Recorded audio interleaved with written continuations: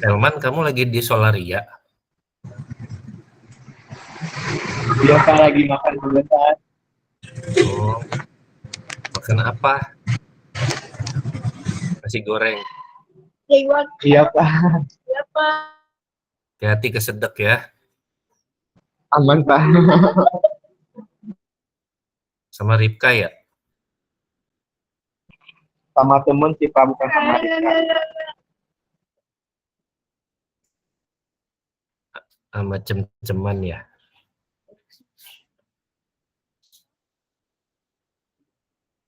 Ini pada di jalan semua. Nggak bawa kendaraan kan? Yang lain mana ini? Masih kurang 2 ya? Nah, semuanya sudah muncul. Dan kita mulai saja pertemuan pertama dari mata kuliah metadata. Kalian berdasarkan data yang saya dapat masuk ke kelas A ya, dan lagi-lagi ketemu saya. Jadi kalau tadi di sistem temu balik informasi itu ada saya, dan di metadata ini juga ada saya, cuma sepertinya kita tandem ini. Nanti di sebelum UTS, insya Allah saya yang handle. Sesudah UTS, saya jadi dengan Bu Lucy ya. Nanti update-nya saya bisa sampaikan lebih lanjut. Lalu untuk kontrak pembelajaran sama, jadi tidak ada perubahan. Apakah ada yang mau disampaikan terlebih dahulu untuk kontrak pembelajaran? Saya tidak mengulang.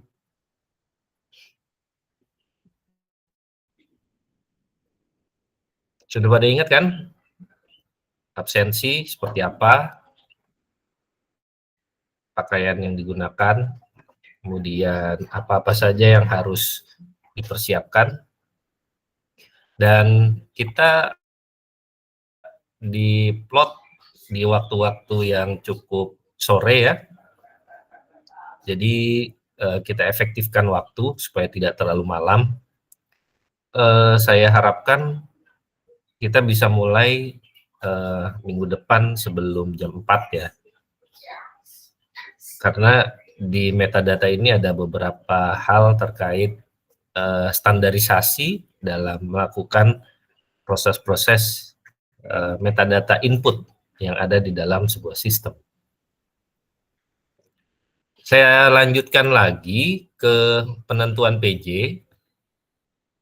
PJ kelas untuk metadata A.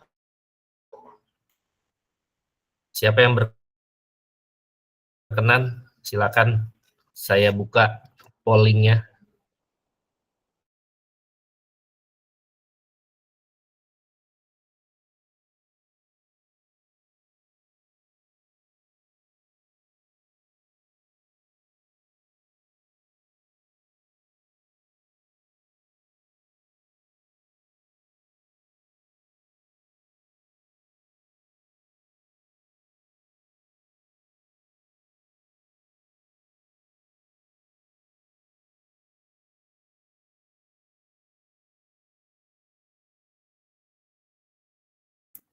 Siapa yang berkenan? Tidak ada yang berkenan? Seperti biasa, saya pilih aja biar cepat. Untuk kelas metadata A yang sedang makan, kita jadikan penanggung jawab kelas. Jadi saudara Elman Hatindraha ya. Mereka sudah sepakat ya, Elman menjadi PJ kelas. Jadi mulai hari ini sampai pertemuan ke-16, silakan bisa komunikasi secara langsung ke saya ya. Lalu saya masuk ke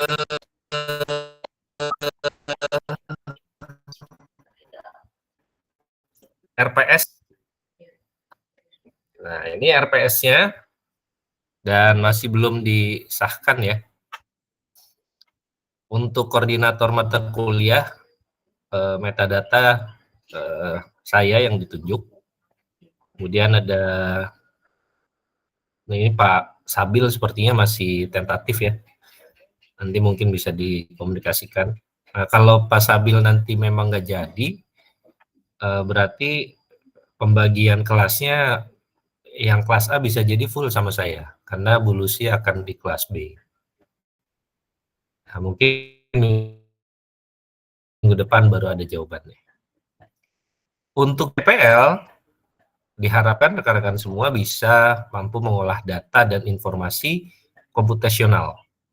Kemudian CPMK-nya ini menjelaskan, mengidentifikasi, membedakan, dan mendesain berbagai standar metadata untuk sumber informasi yang berbeda.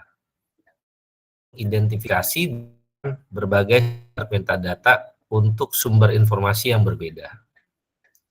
Dan sub CPMK-nya itu ada 5. Yang pertama, memahami konsep dasar, peran, dan tipe metadata dalam pengelolaan koreksi digital. Lalu yang kedua, menerapkan prinsip kualitas metadata dan prinsip interoperabilitas sesuai standar nasional maupun internasional. Yang ketiga, mengidentifikasi dan menggunakan standar metadata. Di sini kita menggunakan Dublin Core, MRC, kemudian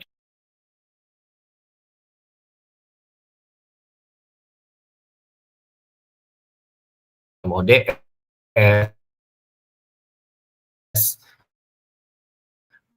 match, premis, scheme, dan lain sebagainya untuk semua jenis koleksi. Lalu yang keempat, mendukung kriteria kualitas. Bobot nilainya sama ya, karena PJBL dan project tetap diplot yang paling besar, yaitu 50%. Dan UAS 25, UTS 15. Tugas dan partisipatif masing-masing hanya 5% saja. Lalu berikutnya, ini gambaran untuk rincian pembelajarannya. Saya mau kembali karena perlu komunikasi lanjut dengan Pak Gora. Nah, kalau metadata ini tidak begitu banyak perbedaan dari tahun lalu. Jadi ada beberapa yang bisa langsung saya sampaikan. Nah, yang pertama, kita fokus sama pengantar metadata nanti. Definisi, tujuan, dan juga sejarah perkembangan dari apa sih metadata itu. Dan pasti berbeda ya antara metadata yang dimiliki oleh bidang sains informasi dengan rekan-rekan di teknik informatika misalnya seperti itu. Mereka memiliki cara pandang yang berbeda dalam menentukan setiap metadata. Nah, kira-kira dari bahan yang baru saya sampaikan mengenai contoh materi, kalian sudah ada gambaran belum mengenai metadata itu apa saja? Atau yang kalian bisa lihat contoh dari metadata itu seperti apa sih?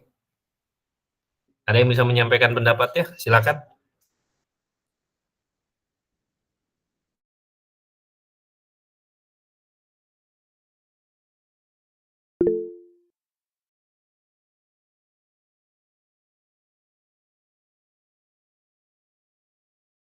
Silakan Firman.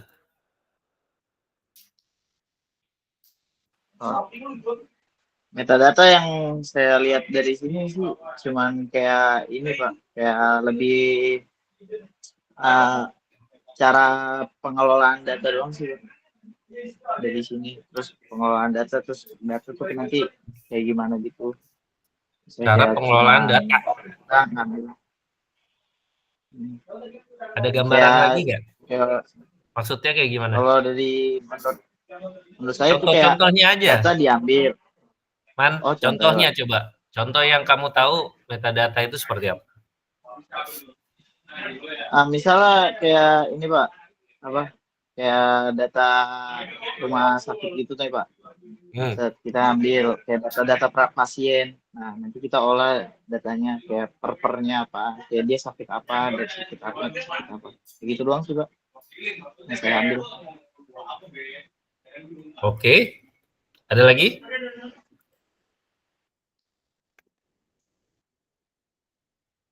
Ada yang lain bisa menyampaikan pendapatnya?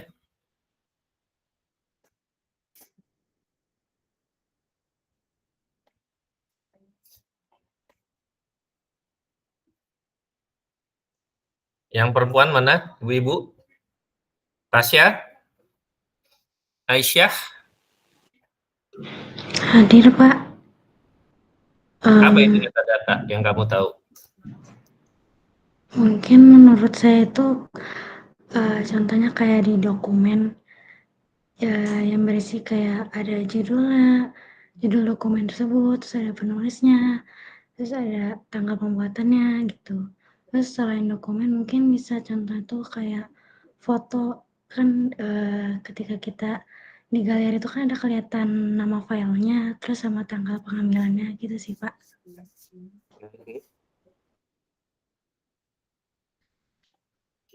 Ada yang lebih bisa disederhanakan, Ay?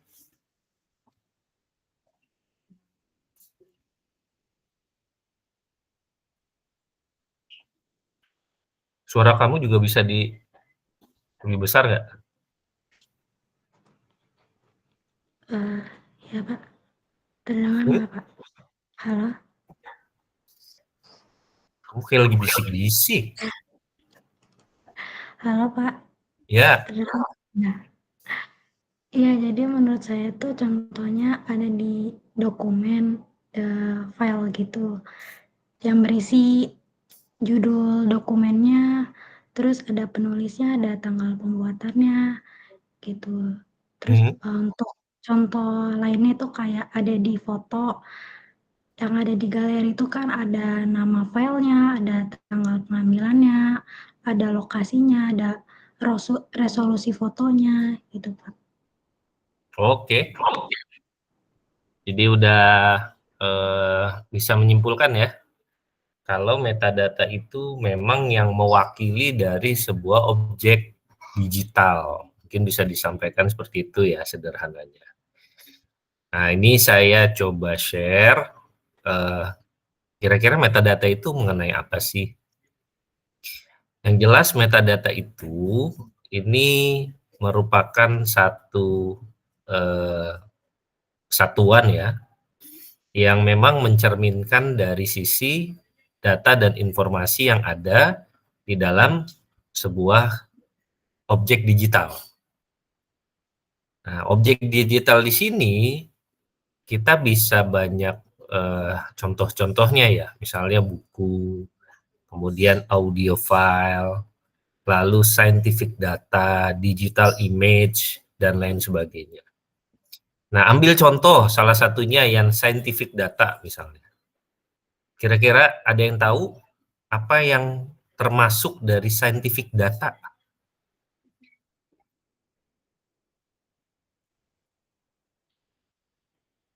Dinara, Ya Pak, apa itu scientific data?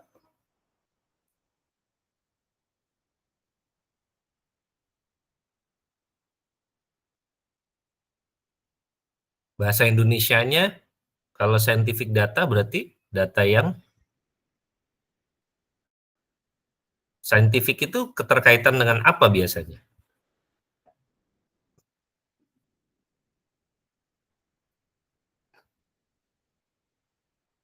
Apakah ada unsur-unsur ilmiah di sana?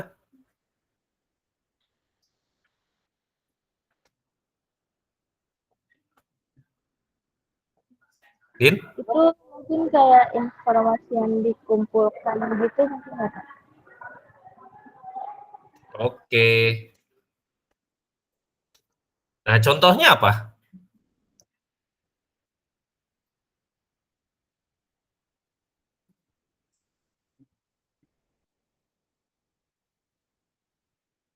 Contoh. Nah, kamu kalau lulus nanti punya tugas akhir, apa itu namanya? Skripsi, Pak. Nah, skripsi itu masuk rangkaian apa? Apakah ada aspek-aspek ilmiah di sana, aspek-aspek peer review di sana, yang memang mencerminkan konsep yang saintifik, yang memang bisa dipertanggungjawabkan setiap data yang ada. Nah, contoh dari scientific dataset ini, misalnya kalian nanti sudah lulus dan menghasilkan skripsi.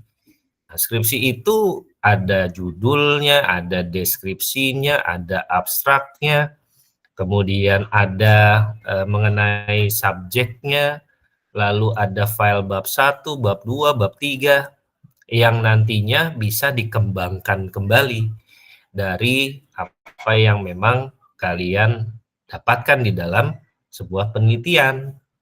Jadi saya juga bisa mengutip, saya juga bisa menggunakan kembali data-data tersebut agar ya bisa saya kembangkan dari segi keilmuan kita.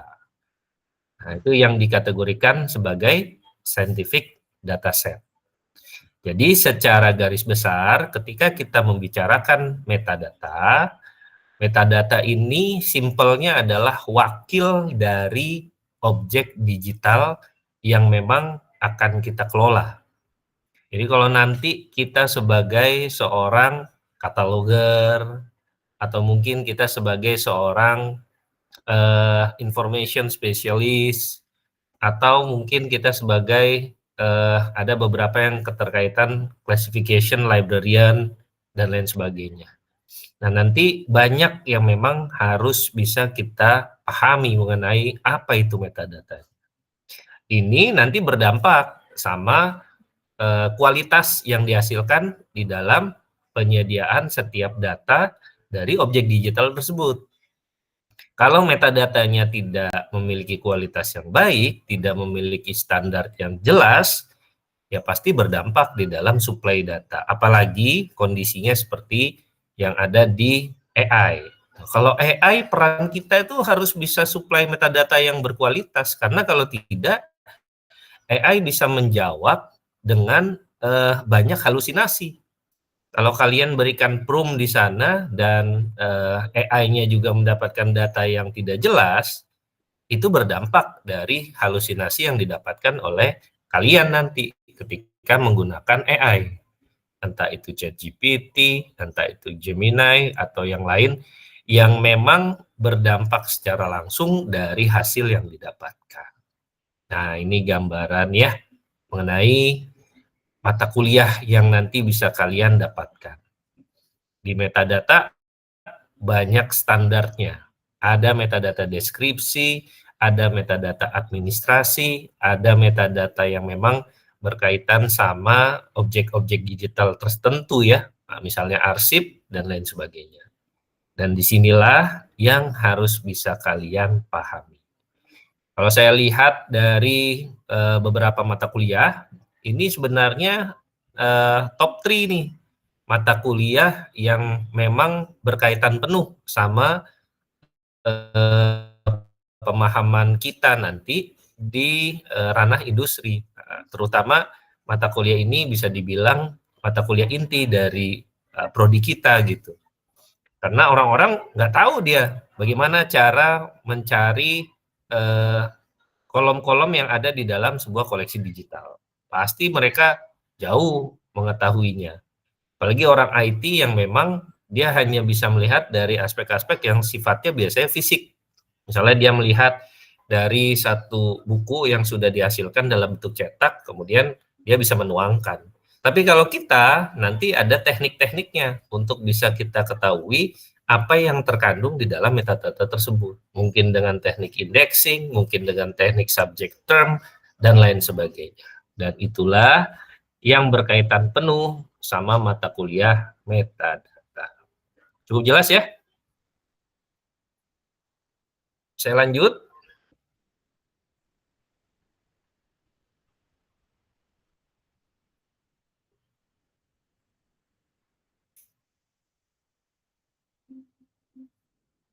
Nah, ini setiap harinya ya. Setiap minggu, maaf.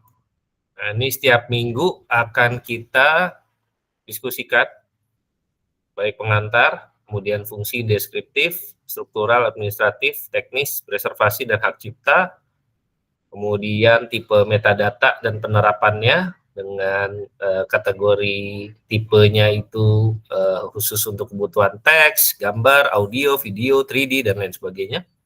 Lalu bagaimana kita bisa menilai kualitas metadata dengan pendekatan konsistensi, completeness, credibility, dan juga duplication. Nah, yang memang nanti bisa Anda lihat dari beberapa sumber referensi ini ada yang menggunakan Miller dan juga menggunakan Zhang and Qin, dan sayangnya bukunya tapi saya mendapatkannya secara online ya, dan itu tidak bisa diunduh. Nah, mungkin nanti saya coba komunikasikan ya ke perpustakaan, semoga saja bisa disediakan di perpustakaan.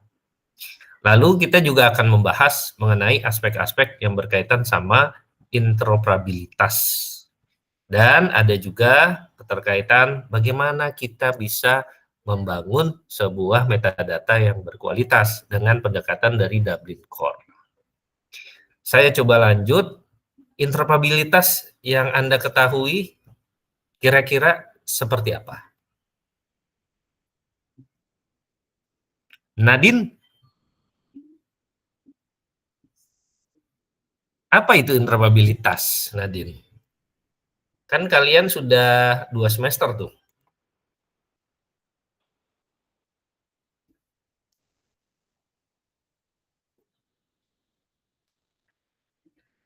Tahu nggak, Din? Mungkin itu kayak kemampuan 2 atau lebih sistem untuk aplikasi gitu untuk komunikasi, Pak. Aplikasi, komunikasi. Gimana, Din? Coba lebih terstruktur jawab ya.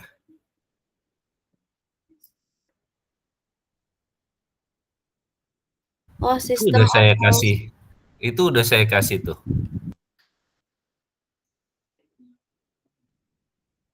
Interoperabilitas adalah, kan tinggal dibaca atau Adit. kemampuan untuk bekerja di antara berbagai sistem atau aplikasi. Nah, kira-kira yang kamu tangkap dari definisi tersebut itu apa? Ada yang bisa jawab? Kalau yang bisa jawab, nanti tugasnya saya tambahin nilai. Lumayan, kan? Dari definisi yang ada di layar, kira-kira peran metadata itu seperti apa? So,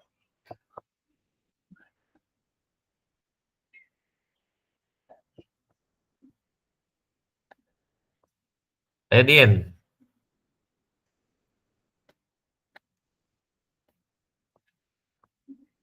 Resya, Nafi, ini Pak PJ, makannya udah selesai Pak PJ, silakan bisa dijawab.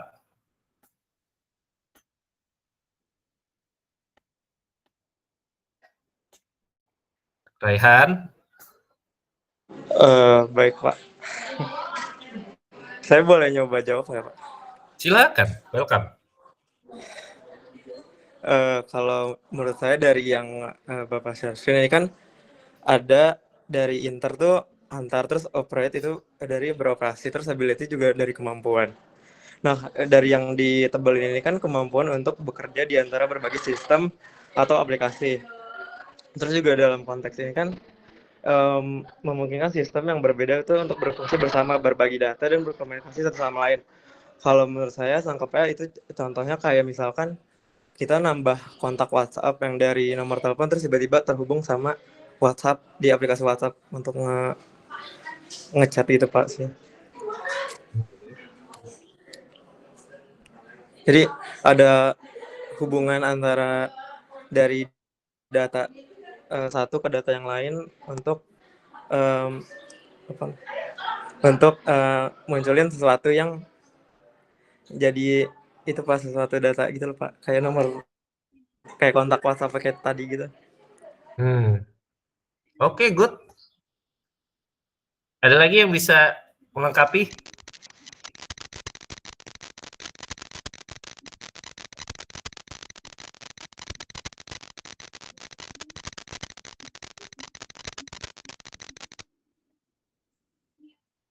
Silakan.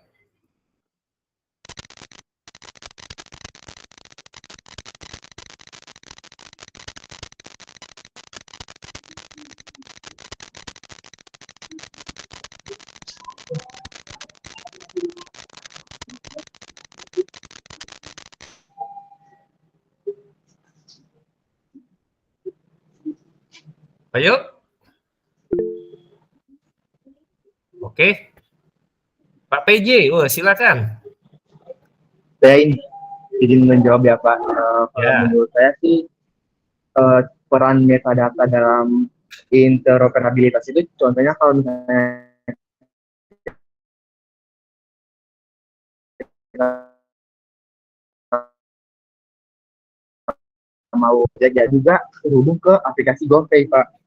Jadi kayak dalam satu sistem tapi dalam satu dia bekerja dalam sistem yang berbeda tapi memiliki manfaat apa sih namanya kayak memiliki peran yang kepedesan kamu ya? Enggak sih Pak, apa tuh? Coba pelan-pelan. Pak saya ulangin ya. Ya. Peran metadata dalam interoperabilitas itu, misalnya kita akan mau mendownload aplikasi Gojek ya. Nah di situ kita akan memasukkan data-data kita kayak nomor telepon, nama dan sebagainya. Nah dengan kita mendownload tersebut, otomatis itu juga akan terhubung ke aplikasi GoPay. Jadi di situ kita bisa melihat bahwa perannya di situ dia bisa bekerja dalam satu sistem tapi dengan kondisi yang berbeda, yaitu Gojek dan GoPay. Oke, itu saja. Oke, saya coba lengkapi ya. Jadi kalau di metadata, metadata itu bisa dikategorikan sebagai inti dari apa yang nanti bisa kita kelola.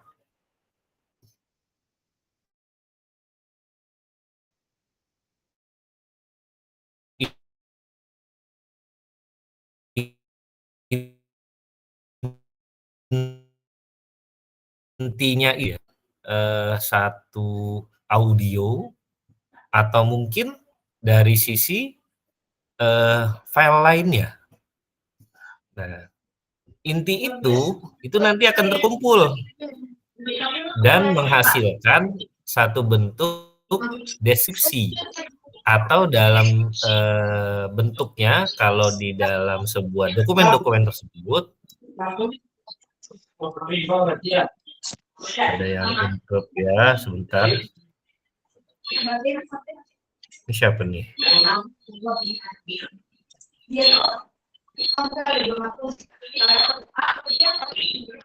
Bentar, saya mute dulu siapa tuh? Jesslyn, saya mute dulu ya. Oke, saya lanjutkan.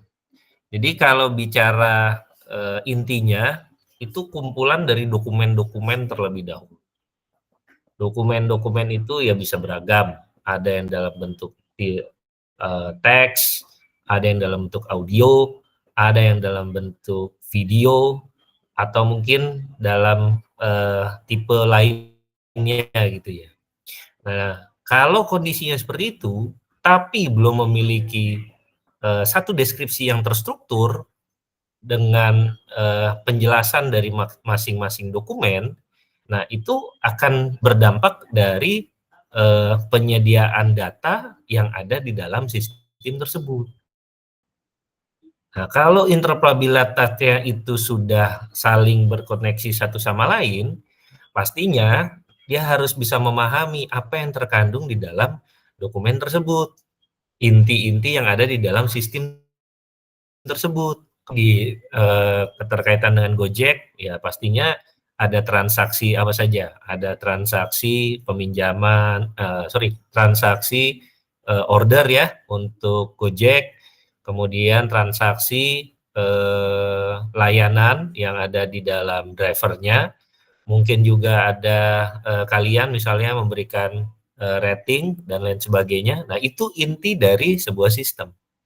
Nah, kalau kita cocokkan dengan bidang sains informasi, antara lain misalnya berkaitan sama kearsipan. Nah, di dalam kearsipan sebuah konteksnya itu adalah enterprise, ambil contoh misalnya di CNN atau mungkin di Kompas. Nah, mereka menghasilkan apa saja nih dokumennya? Ada yang menghasilkan liputan, ada yang menghasilkan podcast, ada yang menghasilkan wawancara dan lain sebagainya. Nah, itu masih dalam bentuk satu satuan-satuan yang belum terstruktur. Perlu ada pendekatan supaya bisa kita mengenali dokumen-dokumen tersebut itu bisa berinteraksi, bisa kita lakukan temu balik informasi, bisa saling bertemu ya untuk memberikan sebuah kemampuan terhadap sistem yang berbeda agar bisa berkomunikasi satu sama lain, agar bisa bertukar data satu sama lain, sehingga nanti memunculkan sebuah konsep interoperabilitas. Nah, jadi secara sederhana metadata berperan untuk bisa memberikan deskripsi terhadap dokumen-dokumen yang disediakan. Nah, dokumen-dokumen di sini pastinya berbeda-beda. Kalau dokumen kita nanti kita masuk di bidang kearsipan pasti berbeda. Kita masuk di bidang perpustakaan itu pun juga berbeda. Atau mungkin kita masuk di ranah museum itu pun juga berbeda. Atau galeri itu pun juga berbeda karena mereka memiliki kekhasannya masing-masing. Mereka memiliki tupoksi dan juga fungsinya masing-masing. Dan inilah peran dari metadata agar semuanya nanti bisa terkumpulkan, bisa saling berkomunikasi satu sama lain. Nah, itu contoh-contoh kalau kita melihat fungsi dari interoperabilitas dan juga peran dari metadata. Nah, berikutnya nanti akan ada penjelasan lebih lanjut di dalam Dublin Core ya. Dublin Core ini banyak digunakan untuk kebutuhan beragam koleksi digital. Jadi kita plotkan secara langsung di pertemuan ke-6 dan ke-7 sebelum UTS. Nah, nanti kalian akan diberikan banyak contoh-contoh kasus. Misalnya, saya mendapatkan manuskrip kuno. Nah, coba kalian bisa menjalankan bagaimana cara untuk menjelaskan dari konteks di Dublin Core-nya. Dan itu nanti biasanya kita menggunakan namanya pendekatan XML.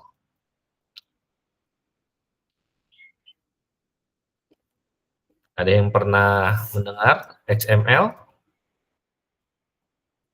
Nah, seperti ini.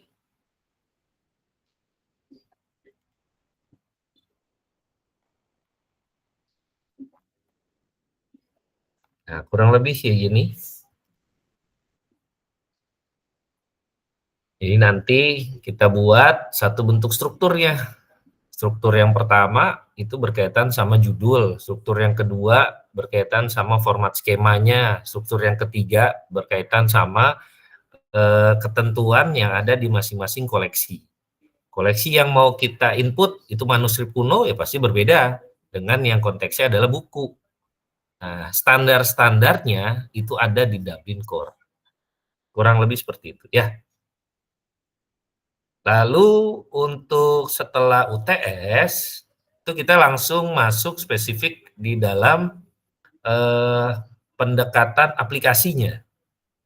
Nah, nanti ada satu materi juga yang berkaitan sama RDA, Resource Description Access. Ini untuk menjelaskan secara agar nantinya bisa dibaca oleh mesin. Nah, ini mungkin nanti bisa saya komunikasikan. Kemudian di pertemuan ke-10 sampai pertemuan ke-13 kita akan main aplikasi full. Nah, aplikasinya namanya Drupal. Pernah mendengar?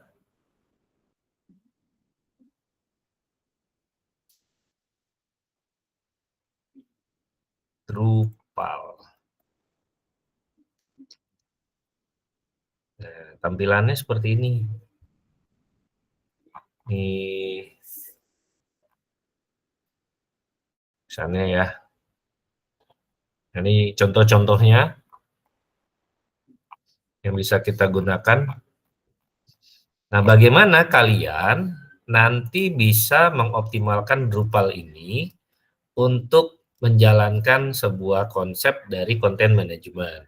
Dan nantinya diharapkan metadata termasuk di dalam tata kelola tersebut. Nah, jadi teori metadata yang kita kuatkan dulu sebelum UTS.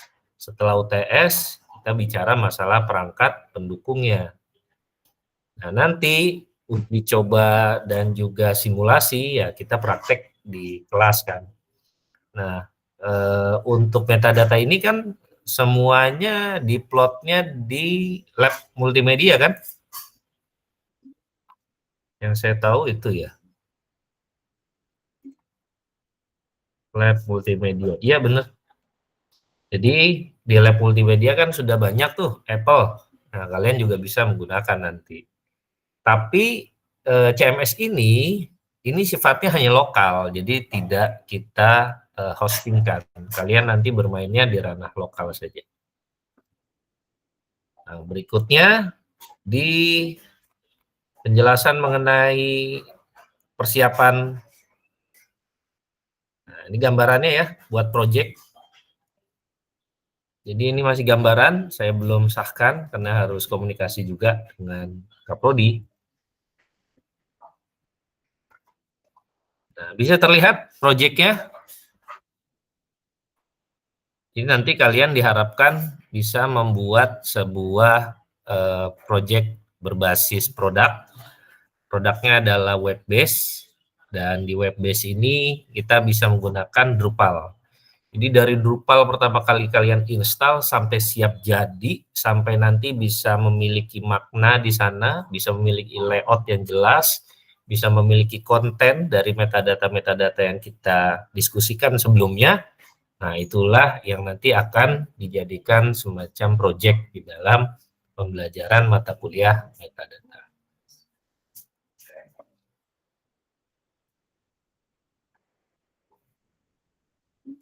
Oke?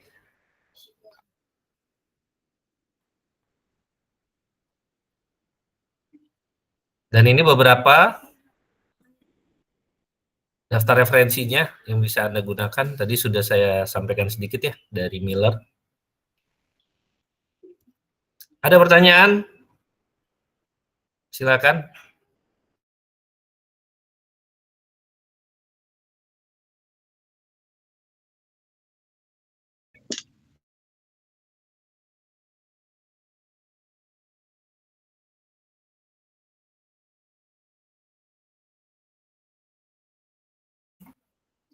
Ada yang dari SMK waktu SMA?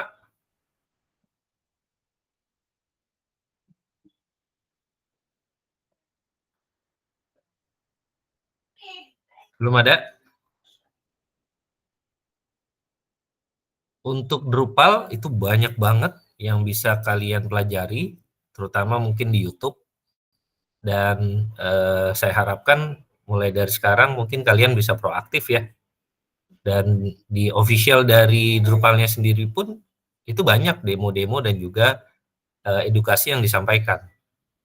Jadi jangan lupa untuk memanfaatkan waktu dan mempelajari supaya nanti sama mata kuliah lain juga bisa berkaitan ya. Terutama kalau nanti kita mau masuk ke sistem temu balik, kemudian ke manajemen arsip, kemudian ke perpustakaan digital. Nah, itu yang nanti berkaitan penuh sama mata kuliah ini.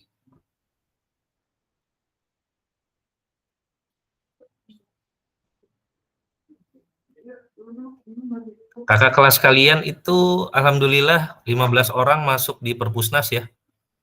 Masuk di magang berdampak dan digaji, setahu saya 2,7 per bulannya. Lumayan. Dan itu diplot di kalau nggak salah nama unitnya pengadaan. Nah, pengadaan itu ya kalian harus punya basic bagaimana bisa mengolah sebuah data koleksi digital. Nah, di metadata ini kamu benar-benar bisa memanfaatkan untuk bisa mengeksplor dari mata kuliah metadata. Oke. Tidak ada pertanyaan? Atau ada pertanyaan? Silakan.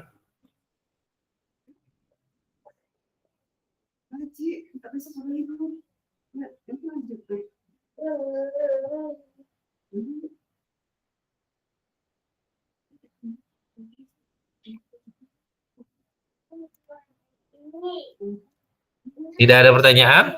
Oke, kita tutup. Lanjut. Silakan Nafi.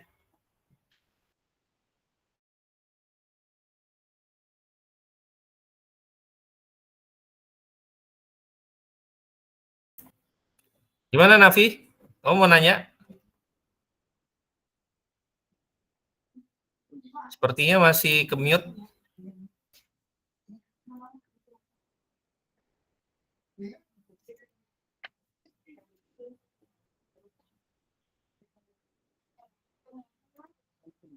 Apa itu? Woi, nantilah itu penugasan sama pembagian kelompok. Ini baru awal kok, Naf. Nanti ya, kalau untuk itu ya.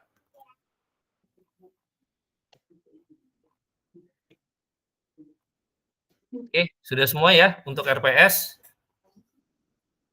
Dan kita on cam semua tolong. Saya mau untuk absensi. Elman tolong cek siapa saja yang nggak masuk. Sip. Ayo, jangan lupa senyum ya. Walaupun udah menjelang maghrib. Belum pada mandi kan? Sama, saya juga belum.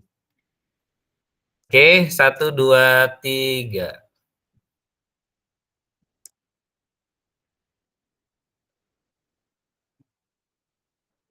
Sip. Terima kasih. Insya Allah ketemu di kelas ya untuk minggu depan. Assalamualaikum warahmatullahi wabarakatuh.